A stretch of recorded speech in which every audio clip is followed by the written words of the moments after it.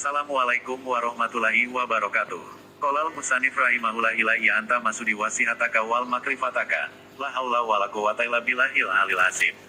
Semoga kalian dalam keadaan sehat walafiat lahir batin, dalam keadaan sadar, dan dalam keadaan selalu mengikuti kehendak Allah Subhanahu wa Ta'ala yang muncul dalam batinmu.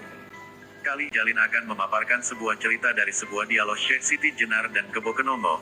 Cerita ini berisi tentang kajian hakikat makrifat sejati. Mari kita simak dan kaji. Syukur alhamdulillah, terima kasih. Syekh, saya telah mencoba untuk menuju Manunggaling Kawula Gusti. Kebo Kenomo menghampar serban di depannya, lalu berdiri. Andika sekarang akan salat. Syekh Siti Jenar duduk bersila di sampingnya. Bukankah Andika telah mencoba menuju Manunggaling Kawula Gusti? Benar, namun saya belum sampai. Sekarang saya akan salat, terang Kebo Kenomo. Tujuan Andika salat. Syekh Siti Jenar tersenyum. Bukankah salat jalan kita untuk menuju Manunggaling Kawula Gusti, Syekh? Kebo Kenomo mengerutkan dahinya. Bukan, ujarnya pendek. Syekh Siti Jenar memutar tasbih seraya mulutnya komat kamit bersikir. Apakah harus bersikir menuju Manunggaling Kawula Gusti, Syekh? Tanyanya kemudian. Tidak juga, jawab Syekh Siti Jenar pendek. Lantas, untuk apa salat dan bersikir? Kerutnya. Bukankah Syekh pernah mengatakan kalau semua itu upaya untuk mendekatkan diri dengan Allah? Jika itu jawaban Ki Ageng Pengging benar adanya. Syekh Siti Jenar sejenak memejamkan mata, kemudian membukanya lagi dan menatap Kebo Kenomo yang masih berdiri hendak salat. Bukankah mendekatkan diri kepada Allah sama saja dengan menuju Manunggaling Kawula Gusti? Tanya Kebo Kenomo selanjutnya. Tidak juga, Ki Ageng, ujar Syekh Siti Jenar. Lantas, Manunggaling Kawula Gusti sangat berbeda dengan mendekatkan diri kepada Allah, terang Syekh Siti Jenar. Perbedaannya, keningnya semakin berkerut, karena yang namanya dekat berbeda dengan manunggal. Manunggal bukanlah dekat, dekat bukanlah manunggal. Syekh Siti Jenar berhenti sejenak. Namun sekarang sebaiknya Ki Ageng Pengging salatlah dulu, berceritalah setelah selesai mendirikannya, tambahnya. Baiklah, Syekh. Keadaan di padepokan Syekh Siti Jenar sore itu terasa segar. Panas matahari tidak menyengat seiring dengan bayang-bayang manusia yang kian meninggi. Udara pegunungan terasa sejuk, pepohonan dan tumbuhan berdaun lebat menambah suasana asri. Padepokan yang ditata sedemikian rupa menambah khusyuk para pencari ilmu.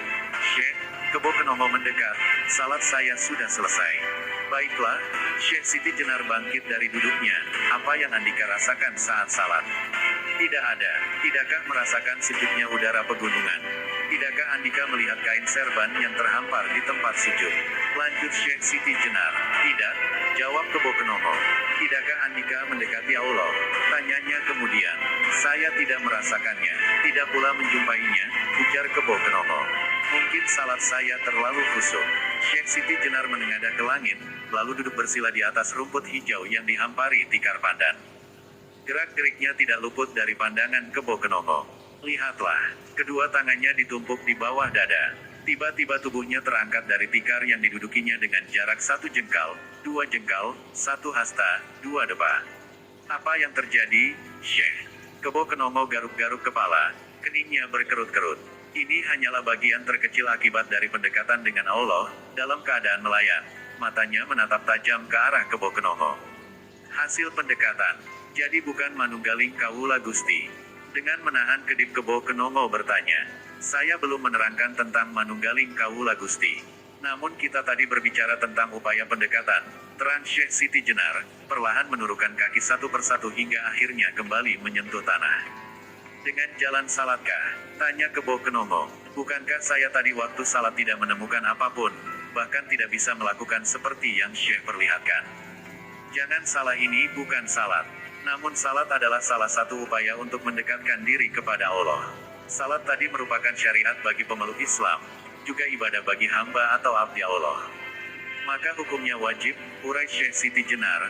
Namun ketika orang belum lagi menemukan hakikat dari salat, itulah seperti yang Ki Ageng Pengging rasakan. Hampa, desis Kebo Kenomo, seraya menatap Syekh Siti Jenar dengan penuh kekaguman. Kebanyakan orang adalah seperti itu, Ki Ageng Pengging. Syekh Siti Jenar melangkah pelan.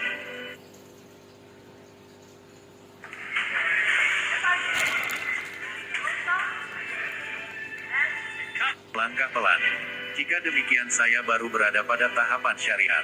Bisakah saya menemukan hakikat yang dimaksud oleh Syekh Siti Jenar? Kebo Kenomo seakan-akan kehilangan gairah. Hakikat menuju pada pendekatan sebelum manunggaling Kawula Gusti, maka seperti yang pernah saya jelaskan pada Ki Ageng. Kita meski berbeda agama namun bukanlah Andika harus memaksakan syariat ajaran yang saya miliki untuk Ki Ageng kerjakan. Karena kebiasaan Andika adalah bersemadi.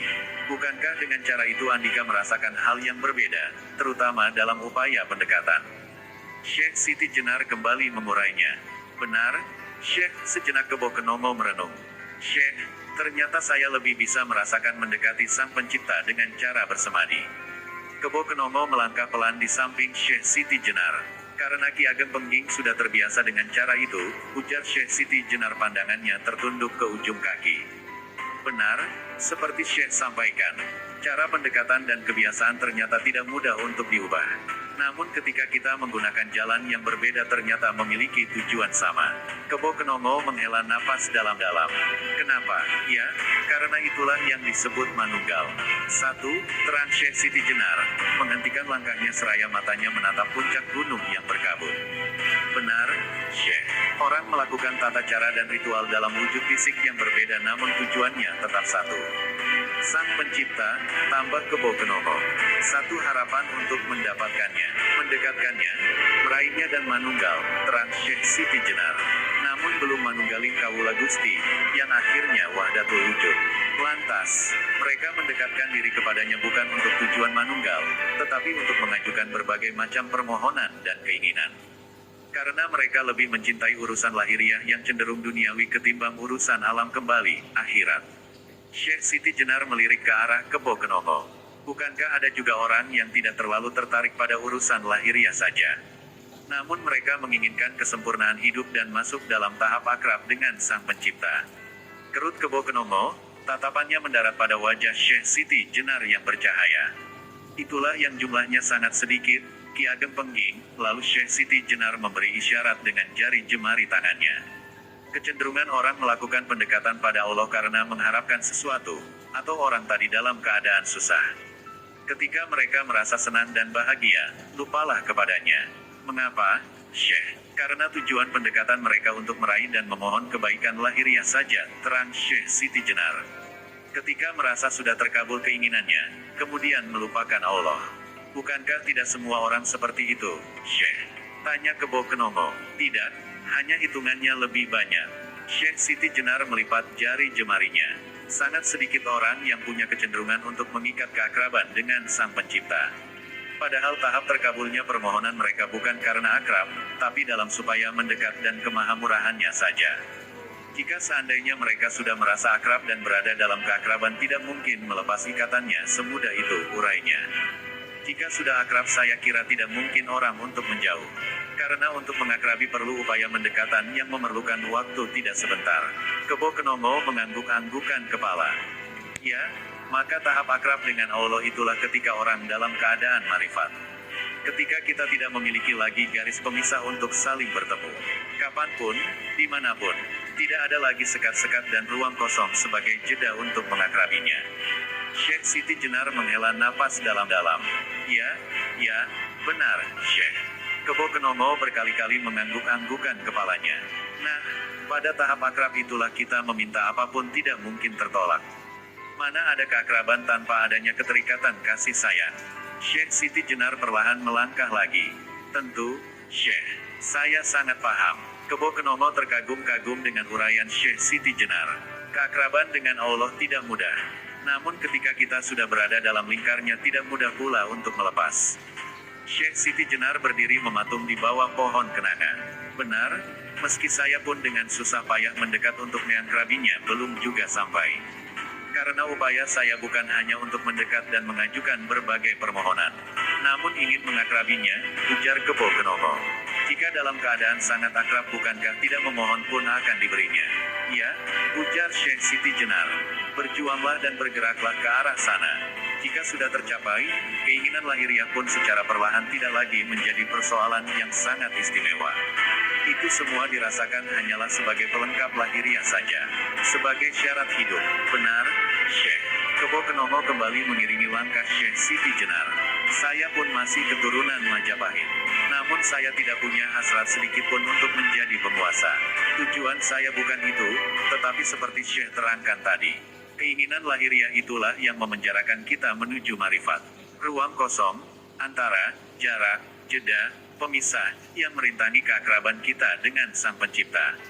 Terang Syekh Siti Jenar, perintahan tadi berupa semua keinginan lahiriah yang diistimewakan oleh nafsu keduniawian, karena ingin berkuasa, ingin kekayaan, dan banyak keinginan. Itu semua yang dinomor satukan. Lahirnya keserakahan. Jika itu yang masuk ke dalam jiwa dan pikiran, hati ini akan terasa gelap. Ujar Kebo Kenongo, mana mungkin menuju akrab untuk mendekat pun kita harus mencari cahaya jika tidak tentu membabi buta. Nah, itulah penggoda manusia untuk meraih keakraban dengan Allah. Jernihkan hati, tenangkan jiwa, damaikan gejolak nafsu, merupakan upaya untuk membuka jalan keakraban, tambah Syekh Siti Jenar. Manusia terkadang sangat sulit menyusuri jalan yang penuh dengan godaan tadi. Karena dalam dirinya memiliki nafsu yang sangat sulit untuk dikendalikan. Itulah upaya perjuangan menuju keridoannya. Menuju akrab pada Allah. Terkadang manusia hanya sebatas berucap di bibir, bahwa dirinya telah akrab tetapi dalam kenyataannya tidak. Lalu mengakui bahwa saya telah marifat. Sebenarnya marifat bukan sebuah pengakuan, tetapi realitas dalam tahapan akrab. Terbelenggulah dengan ikatan kata-kata. Ya, Kebo Kenongo menghentikan langkahnya seiring dengan Syekh Siti Jenar.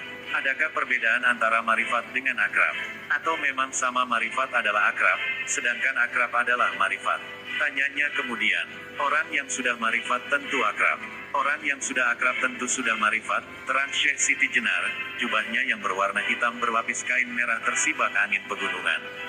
Marifat itu sendiri, kerut Kebo Kenongo, mengetahui, berhenti sejenak.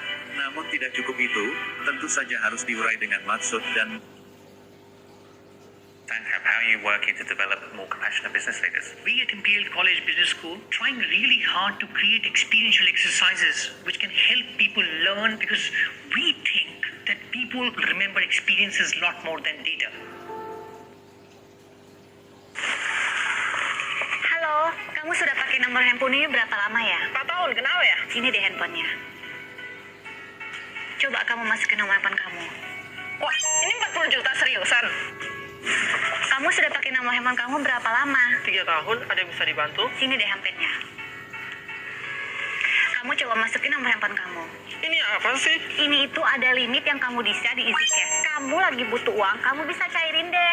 Bisa diandalkan nggak? Jangan sampai aku pinjam uang, tapi bunganya malah lebih gede. Tenang aja, Easy Cash adalah platform pinjaman online yang sudah berizinkan dan diawasi oleh OJK. Bunganya juga lebih terjangkau dibandingkan dengan platform lain. Apalagi pelunasannya bisa diangsur hingga 12 bulan. Selain itu, prosesnya juga sangat simpel. Oh gitu, keren juga. Gimana cara ngajuinnya? Aku juga mau kasih tahu ke istriku. Siapin aja nomor handphone dan data diri, terus klik link di bawah ini dan langsung coba. Easy Cash.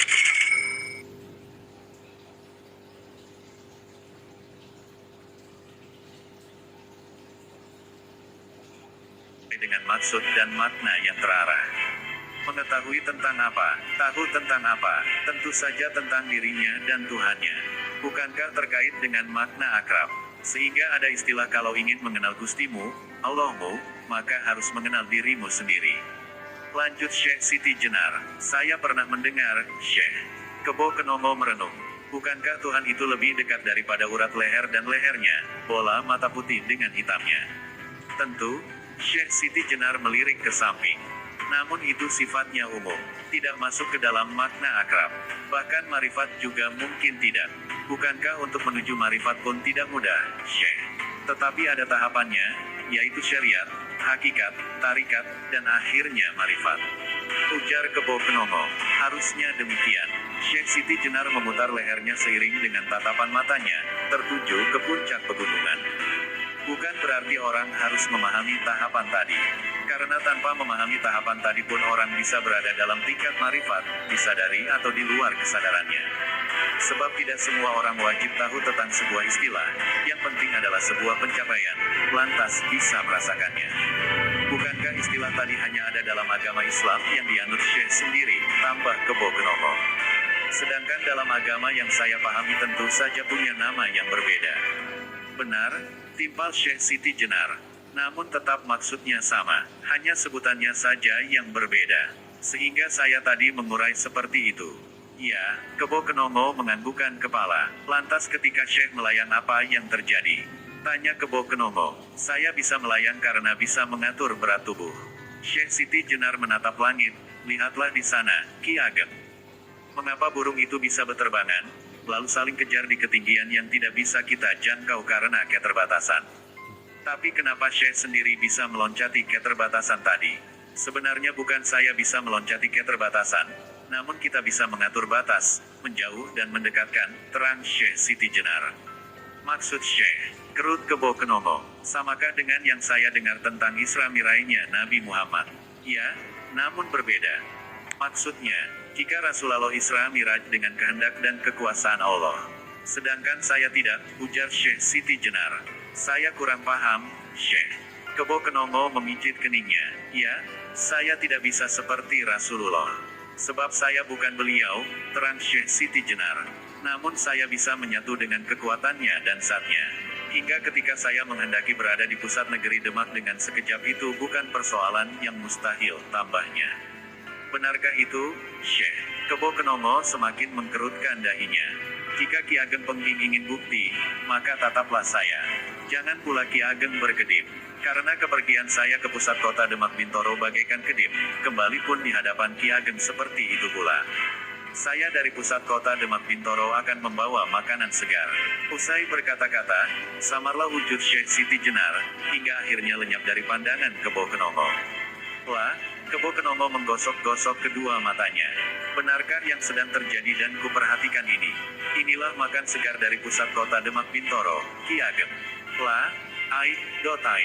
Kebo Kenomo terperanjat, ketika di hadapannya Syekh Siti Jenar sudah berdiri kembali seraya menyodorkan makanan hangat dengan bungkus daun pisang. Itulah yang bisa saya lakukan, Ki Ageng, ujar Syekh Siti Jenar, seraya duduk bersila di atas hamparan tikar pandan. Di hadapannya terhidang 2 bungkus makanan hangat yang beralaskan daun pisang. Sekarang marilah kita makan ala kadarnya. Ya, Kebo Kenomo hanya menjawab dengan anggukan. Saya tidak sanggup untuk memikirkannya, Syekh. Kenapa Andika hanya dalam kedip pergi ke pusat kota Demak Bintoro untuk mendapatkan hidangan makan pagi? Padahal jika kita berjalan dari padepokan ini ke pusat kota Demak memakan waktu 1 hari 1 malam. Benar, Ki Ageng Pengging. Syekh Siti Jenar mengangguk. Namun bukankah kita tidak sedang berbicara tentang perjalanan jasad? Maksud, Syekh, ingatkan Ki Ageng Pengging ketika saya pernah bercerita tentang Kanjeng Nabi Sulaiman AS. Ujar Syekh Siti Jenar, yang pernah Syekh baca dari ayat suci Al-Quran itu. Saya agak lupa. Kebo Kenomo menempelkan telunjuk di dahinya. Ketika Kanjeng Nabi Sulaiman meminta kepada para pengagum negaranya untuk memindahkan kursi Ratu Balkis ke istananya. Siapakah yang bisa memindahkan singgasana Ratu Balkis dalam waktu yang sangat cepat, hingga Jin Ifrit menyanggupi? Ya, saya ingat, Syekh. Kebo Kenomo tersenyum. Namun bukankah Jin Ifrit itu terlalu lama menurut Kanjeng Nabi Sulaiman? Karena dia meminta waktu saat baginda Nabi bangkit dari tempat duduk maka singgasana akan pindah. Benar, waktu seperti itu lama menurut Kanjeng Nabi Sulaiman. Karena bangkit dari duduk memerlukan waktu beberapa saat. Hingga berkatalah seorang ulama serta mengungkapkan kesanggupannya, yaitu hanya sekejap. Kanjeng Nabi Sulaiman berkedip maka singgasana Ratu Balkis pun akan berhasil dia bawa. Hanya satu kedipan, terang Syekh Siti Jenar, dan terbuktilah kehebatan ulama tadi. Ya, benar, Syekh, ujar Kebo Kenomo, itulah ilmu Allah. Mana mungkin bisa dicerna dan dipahami dengan keterbatasan berpikir manusia. Tidak semua manusia seperti itu, Ki Ageng, terang Syekh Siti Jenar. Itulah manusia kebanyakan, terkadang perkataannya dan pendalamannya di bidang ilmu dangkal. Namun meskipun memiliki kedangkalan berpikir terkadang dalam dirinya mencuat pula rasa angkuh dan sombongnya. Jika hal itu terjadi maka akan gelap untuk meraba dan meraih yang saya maksud.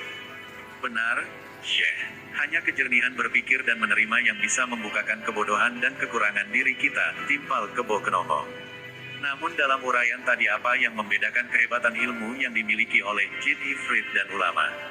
Tentu saja sangat berbeda. Syekh Siti Jenar bangkit dari duduknya, seraya menatap langit. Jin itu makhluk gaib, tidak aneh bagi bangsa mereka terbang, melayang-layang di angkasa, melesat secepat angin, menembus lubang sekecil lubang jarum, bahkan merubah wujud berbentuk apapun yang dikehendakinya. Bisa pula tidak terlihat oleh manusia. Sangat bisa, ya, karena memiliki sifat gaib itulah. Hanya orang-orang tertentu saja yang bisa menembus alam jin. Sebaliknya hanya jin tertentulah yang bisa menampakkan diri pada manusia, terang Syekh Siti Jenar. Sehebat apapun bangsa jin tentunya tidak bisa melebihi manusia. Bukankah pada zaman ini banyak pula orang-orang yang memiliki ilmu jin bahkan mengabdikan diri, karena ingin mendapat kesaktiannya. Timpal Kebo Kenongo, para dukun sakti saya rasa tidak terlepas dari kekuatan dan kesaktian atas bantuan bangsa jin yang dijadikan tuannya. Itulah kedangkalan berpikir manusia, Ki Ageng.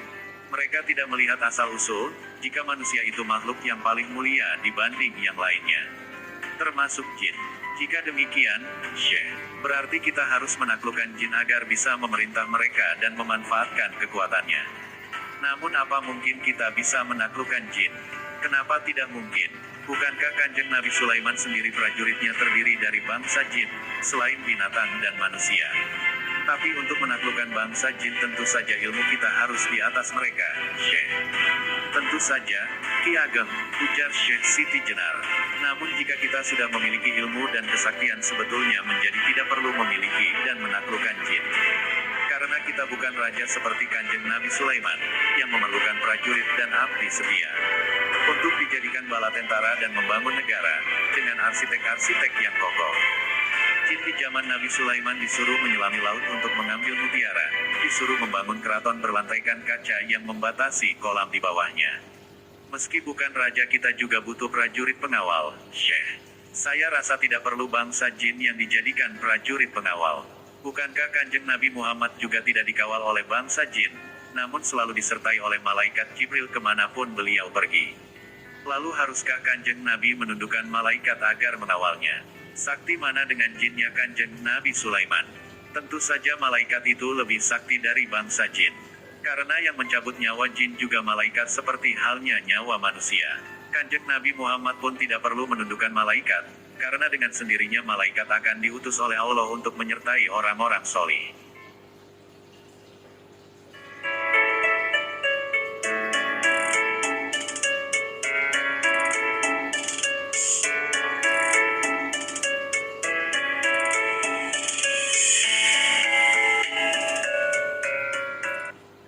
Apalagi malaikat Jibril sebagai pembawa wahyu Allah yang disampaikan kepada Kanjeng Nabi Muhammad, urai Syekh Siti Jenar. Syekh sendiri siapa yang mengawal? Karena saya manusia biasa, bukan nabi dan juga kesalihannya tidak saya ketahui, entahlah. Mungkinkah Allah mengutus malaikat untuk mengawal atau tidak saya tidak tahu. Yang jelas saya tidak dikawal oleh bangsa jin. Syekh Siti Jenar kembali duduk bersila. Tapi kenapa Syekh memiliki kesaktian? Ya, itu sedikit ilmu yang saya pelajari dari kemahabesaran Allah. Mungkin yang mengawal saya kemanapun pergi adalah ilmu yang saya miliki. Sehingga dengan ilmu itu saya pun bisa memanggil prajurit Allah yang 4, tambah Syekh Siti Jenar. Prajurit Allah, Kerut Kebo Kenongo, apakah para malaikat? Kalau di dalam agama saya para dewa dan Hyang Jagatnata, penguasa Triloka. Prajurit Allah bukan malaikat. Saya tidak akan berbicara tentang para dewa, berhenti sejenak, lalu tatapan matanya menyapu wajah Kebo Kenongo. Namun yang akan saya bicarakan prajurit Allah. Ingat bukan malaikat, kenapa bukan malaikat? Bukankah malaikat bisa mencabut nyawa manusia dan bangsa jin yang goib? Tanya Kebo Kenongo. Meskipun demikian malaikat hanyalah makhluk Allah, tidak beda dengan kita. Hanya yang membedakan kita dengan malaikat, dia adalah goib. Malaikat memiliki keimanan tetap dan tidak pernah berubah, berbeda dengan bangsa manusia dan jin. Namun meski bagaimanapun tetap saja manusia makhluk yang paling mulia, tetapi sebaliknya derajat kemuliaan yang diberikan Allah kepada manusia akan lenyap. Bahkan manusia akan didapati sebagai makhluk yang lebih rendah dan hina di bawah binatang. Urai Syekh Siti Jenar, lalu prajurit yang dimaksud. Yang dimaksud prajurit tentu saja penyerang, penghancur, perusak, dengan segala tugas yang diembannya. Mungkinkah mirip dengan Dewa Shiva? Mungkin. Ki Ageng, Syekh Siti Jenar berhenti sejenak. Sedangkan prajurit Allah yang 4 di sini pun fungsi dan tugasnya untuk menghancurkan, merusak, dengan tujuan manusia berbalik pada jalan lurus. mengingatkan kekeliruan yang pernah diperbuat oleh para khalifah bumi. Tujuannya tentu saja menyadarkan, jika yang mendapatkan taufik dan hidayah, azab dan siksa bagi mereka yang tidak pernah mau bertobat dan kembali kepada jalan yang lurus. Lalu siapa yang dimaksud dengan prajurit Allah yang 4 tadi, Syekh? Prajurit Allah yang 4 itu diantaranya, Syekh Siti Jenar melangkahkan kakinya perlahan. Pertama adalah angin. Lihatlah angin yang lembut dan sepoi-sepoi, namun perhatikan pula jika angin itu mulai dahsyat serta bisa memporak-porandakan bangunan sehebat apapun, menghancurkan pohon-pohon yang tertancap kokoh, menerbangkan segala hal yang mesti diterbangkannya, bahkan menghancurkan sebuah kota atau perkampungan. Lantas ketika angin mengamuk, siapa yang bisa membendung dan menghalang-halangi? Tidak ada, Syekh. Itulah kehebatan prajurit Allah yang disebut manusia angin pada syariatnya. Padahal angin itu hakikat membawa pesan pada manusia, pada para khalifah bumi, agar menyadari kekeliruan yang pernah diperbuatnya. Manusia yang melakukan kerusakan di muka bumi maka akan kembali pada perbuatannya, akibatnya. Namun dalam hal ini manusia hanya memandang sebelah mata pada hakikat angin. Mereka lebih banyak bercerita dan memandang akan hal yang berbau logika dan penalaran semata, karena itu semua akibat dari keterbatasan ilmu yang dimilikinya. Ilmu yang manusia miliki tidak mencakup berbagai hal, namun terbatas hanya pada bidangnya saja. Sehingga manusia terkadang melupakan Allah yang memiliki lautan ilmu, urai Syekh Siti Jenar, seraya langkahnya terhenti. Sejenak berdiri di tepi jalan, matanya menyapu tingginya puncak gunung yang diselimuti awan putih yang berlapis-lapis. Bukankah manusia akan selalu merasa pintar jika seandainya berhasil menangani sedikit persoalan saja, Syekh? Itulah manusia, namun tidak semuanya seperti itu. Tetapi itulah watak orang kebanyakan. Maka jika demikian tertutuplah pintu ilmu berikutnya, terhalang oleh keangkuhan dan kecongkakan yang terselip dalam batinnya, ujar Syekh Siti Jenar. Berbeda jika dibandingkan dengan manusia yang batinnya terang. Dia tidak akan pernah berbuat congkak, apalagi sombong, yang bisa membutakan mata hatinya. Sehingga orang seperti itu akan selamanya sanggup memahami segala hal dengan jernih, sangat sulit, Syekh. Kebo Kenomo menarik napas dalam-dalam, pantas saja diri Syekh bisa terangkat pada derajat marifat, karena telah sanggup membersihkan batin dari noda-noda tadi. Mungkin saya sulit mencapai marifat tadi karena batin ini masih dijejali dan dikotori hal-hal yang membutakan, menghalangi, mengganggu, dan merintangi. Pada intinya masih berbau keangkuhan, kesombongan, angkara, rasa iri dan dengki. Namun rasanya sulit untuk melepaskan hal-hal tadi, Syekh. Mungkin karena kesulitan itu datang akibat kita berada dalam hiruk-pikuk kemewahan duniawi, yang selalu hadir di sisi kiri, kanan, depan, dan belakang kita. Jangan salah, Ki Ageng. Bukankah setiap manusia hidup memerlukan kebutuhan jasadiah? Timpal Syekh Siti Jenar, duniawi adalah kebutuhan lahiriah, sedangkan menuju marifat adalah proses perjalanan batin menuju akrab. Benar, Syekh. Namun jika gangguan duniawi sangat terlalu kuat, bisa menggelapkan mata batin. Sehingga kita selalu memperjuangkan kepentingan jasadiah tanpa kendali dan melupakan kebutuhan batinnya. Nah, untuk menyeimbangkan itulah yang sangat sulit. Sebetulnya kita tidak perlu seimbang dulu. Namun itu terlalu berat untuk kebanyakan orang dan tidak mungkin dapat tercapai. Sebab bagi yang telah marifat dan akrab tidak perlu jauh melangkah, tinggal mengatakannya. Apa yang diinginkan akan datang atau berada dalam genggaman. Terang Syekh Siti Jenar, lantas membuka telapak tangannya dan diacungkan ke langit, lalu dikepalkan, lihatlah. Inikah yang Ki Ageng inginkan? Syekh, rasanya sangat berat untuk menempuh jalan marifat. Kebo Kenomo nampak tidak ceria. Ya, tentu saja. Mungkinkah saya harus bertahap? Menurut tahapan ilmu, Syekh. Tidak selalu, Ki Ageng pengging. Syekh Siti Jenar perlahan bangkit dari duduknya. Bukankah saya menyarankan jika seandainya Andika kesulitan mengikuti ilmu Islam, hendaknya ikutilah ajaran agama yang Andika anut. Bukankah Andika tinggal 1 atau 2 langkah lagi menuju marifat, setelah itu akrab. Orang yang akrab dengan Allah itulah seperti yang pernah saya uraikan sebelumnya. Ya, Kebo Kenomo menggeleng, itu dibicarakan sangatlah mudah, Syekh. Namun untuk melaksanakannya terasa berat, dan sulit untuk membuka tabirnya. Jika sekali saja tabir itu sudah terbuka tentulah berikutnya akan lebih mudah. Benar, Syekh Siti Jenar terdiam sejenak, matanya yang sejuk dan tajam beradu tatap dengan Kebo Kenomo. Ya, hanya Sunan Kalijaga yang bisa, gumamnya. Sunan Kalijaga, tidak perlu dipikirkan, apalagi mempertanyakannya. Syekh Siti Jenar kembali ke tempat duduknya. Benar, Syekh. Andika selain bisa membaca keinginan batin, saya juga dapat membuktikannya hanya dengan mengepalkan tangan. Kebo Kenongo menggeleng-gelengkan kepala, seraya memujinya. Sahabat Sigar Penjalin, semoga kisah ini menjadi pelajaran kepada kita semua. Assalamualaikum warahmatullahi wabarakatuh. Salam Kaulami Robi Rohim.